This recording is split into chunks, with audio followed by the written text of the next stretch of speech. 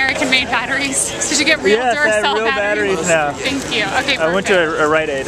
Yeah, okay, perfect. I didn't go to the bodega this time. Yeah, the season as a whole, I was looking up, what you did. You ran sub-4 at pre. You didn't run as fast this year, so like, did you reassess a bit, or like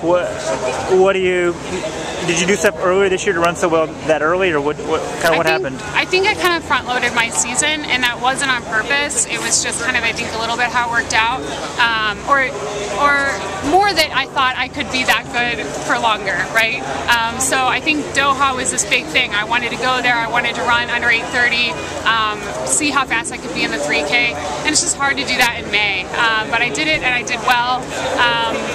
But then it was hard to hold it throughout the season. If I'm speaking really truthfully or more candidly about this season, it's going to be weird for me to sit down and figure it out for myself, because the 4:17 was really good, and the 8:30 was really good, and anytime I run sub-4, like, that's really good. But you're right, there wasn't like this real breakout performance where I really was that big top 3 threat.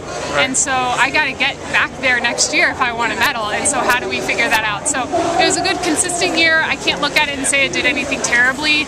But by my standards, I want to do better than that. Right. The 4:17's like, I don't know what that's equivalent to, probably like 3:58 or something.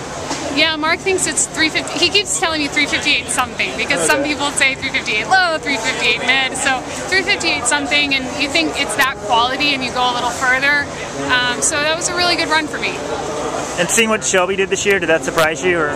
Yeah, it really surprised me. I don't think that it knocked me out of my groove, because I'm so, at this point in the 1500, I'm so used to a new person coming out of nowhere and being like really, really great, whether it's an American or a non-American. So that kind of experience isn't unusual. I think what was a little bit different was just that I've known Shelby and I've raced her a really long time, and so then seeing and experiencing this improvement.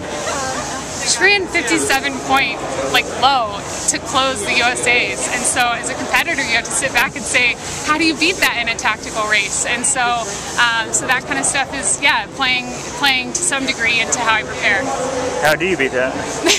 you get yourself to 3:56 low, I guess.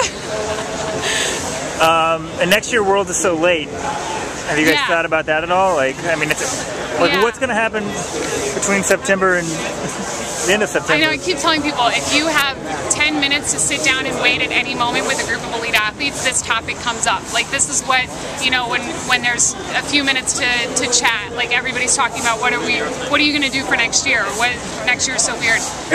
And it's the combination of USA's is being pushed back, the Diamond League finals are kind of at the same time, and the World Championships are later. So how do you prioritize those 3, because you can't do that all.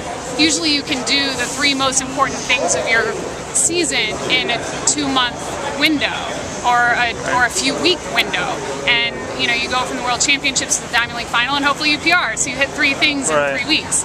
And right now it's so much more spread out. You have to choose what's most important. So sorry, that's a long-winded answer, but I have no idea what we'll do. I keep waiting until the end of the season to sit down with Mark and Heather and say, all right, what do you think is most important? What do I think is most important? And how do we make it happen? Yeah, keep it secret.